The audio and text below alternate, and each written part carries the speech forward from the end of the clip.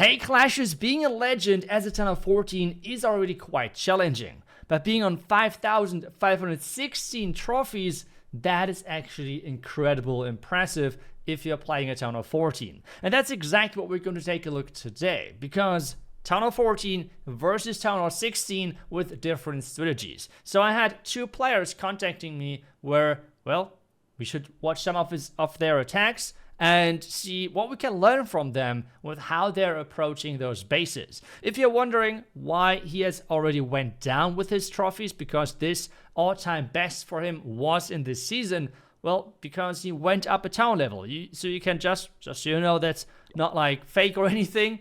This is his village, and he just went up because he has pretty much a maxed out Town of 14, so he just wanted to progress.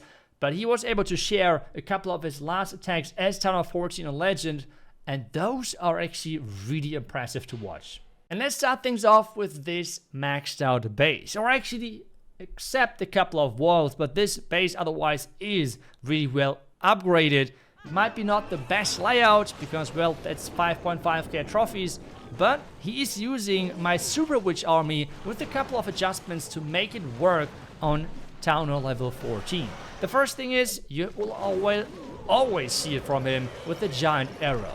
The reason for this is that you want to save a couple of spells and make sure that you're not investing like too many earthquakes and such things. This is why he's using and combining the fireball with the giant arrow, like those two equipments. That is kind of the idea behind here, to take down even major defenses like the monolith to create that pathing.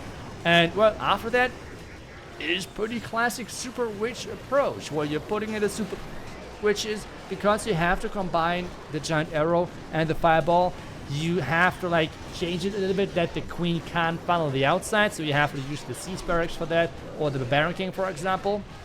But he's doing a great job with overall overpowering this. He will as well show us a couple of different versions where you can use, for example, the overgrowth spell as well in your attacks. On this one, he's just pushing and powering through this ring base with those super witches. And always remember, those are the tower level 14 troops. They are like 2 levels below, and this just shows how much power droids and as well the super witches have on this town level, and then obviously as well on higher town levels as well. Like super witch droid currently might be one of the strongest, if not even the strongest strategy if you have the equipments unlocked. It's really ridiculous. Equipment wise for the Royal Gem though, because on town level 14 you do not have the haste vial unlocked. He's running the Royal Gem with the Hog Rider Puppet, and a really smart upgrading here as well, because he knows that in later stages, as he's progressing higher with the town level, he will most likely replace the Royal Gem,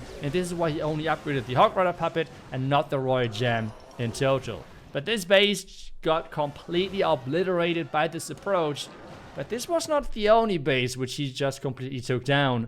I think we should take a look at some more attacks. And take a look at this. This is a really well upgraded other base, which is as well considered being a super meta base. I have seen this base already plenty of times in High Legends, and he's again combining that giant arrow with that fireball. He wants to make sure that the damage is on that monolith so he can take all of that out, because without that he would have not been able to take those defenses out only with that level 21 fireball. You can as well use the more earthquakes, I guess that would be another option, but already running low on spells, I guess he just wants to make sure that he's not investing too many spells in this fireball early on. Instead he's going for this equipment with the giant arrow, and he's just spawning healers which are doing a quite nice job on those super witches as well, right? So that's not like anything bad whatsoever. Using now the jump of getting further into the core, adding droids here and there, and that is something which I feel like is the biggest issue if you ever fail with this strategy. Adding too many droids too early on and making kind of that you're overstacking the healing, because if you're having like 2 droids, especially in Rage Aura or in Enrage itself, 2 to 3 droids, if you have more, it's kind of wasted, because those 2 to 3 droids already heal so much that your troops can't go down anyways. I mean, the only exception might be a single front tower, but otherwise your troops are going to stay alive, guaranteed.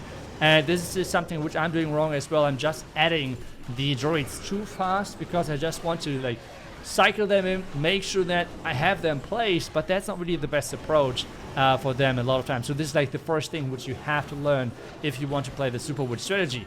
We have the Roy Gem at the top side pushing around, and we have still a lot of key defenses on the back end with the merged cannon and everything. But there's just too much power, and especially with the rage aura of this Warden, making sure everything is boosted, everything is powered up, he can just overpower this back end like no problem whatsoever, and is able to just get this job done. Because at this point, there's only a couple of cannons at the top side. But as I've told you earlier, I've had actually 2 players which were sharing their attacks.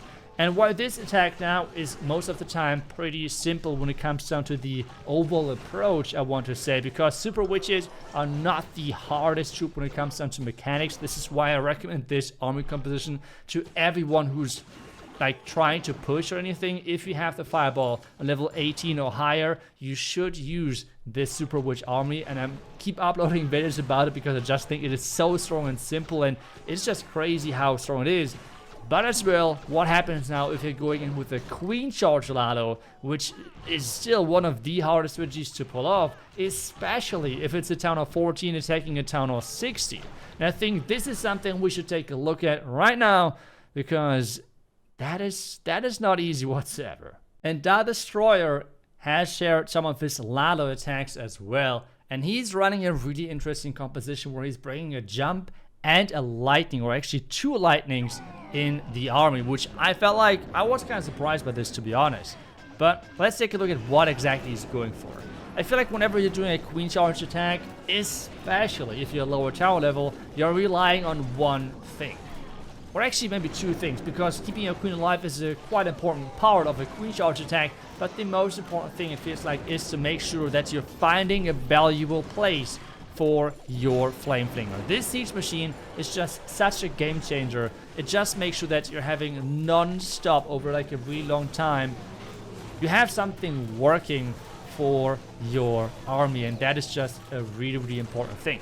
He's now investing the jump to get further into the base, has to freeze the multi-arch tower, because remember, those are non-max heroes when it comes down to Town 16. They are maxed for Town on level 14, which is level 80, and that is 15 level away from being a maxed out hero. And that is, I would have never thought that would be such big of a difference, but it actually is in the base stats and everything. Queen and healers are struggling a little bit, but with that ability, he's getting down the channel. That was the most crucial part right here. Now everything is coming down to the Lalo, where he's starting from the top right side, and he's bringing the Life Gem. As well with the Roy Champion, same combination as what we have just seen with the Hot Rider Puppet and the Roy Gem, which is probably on the lower town level one of the best combinations you can go for. Later on, you're slowly going to replace the Roy Gem with the Haste Vial, because the synergy of the Hot Rider Puppet and Haste Gem is just so insane. But he is still looking strong, making sure that he's adding groups of loons from the outside, so he's having the main group of loons keep pushing forward without getting distracted to the left, right, wherever. And now at this stage, since the multi-arch tower and the core went down, well, there is not much left of this base to give him any fighting back, because this monolith is not a great defense to like take down a big group of loons. He has even max loons reinforcing from his Flame Flinger, which just now opened after taking down a huge part of that left side base, and that's going to be eventually a 3-star for Da Destroyer. A huge shout out goes to those 2 players for sharing their attacks. I really appreciate that.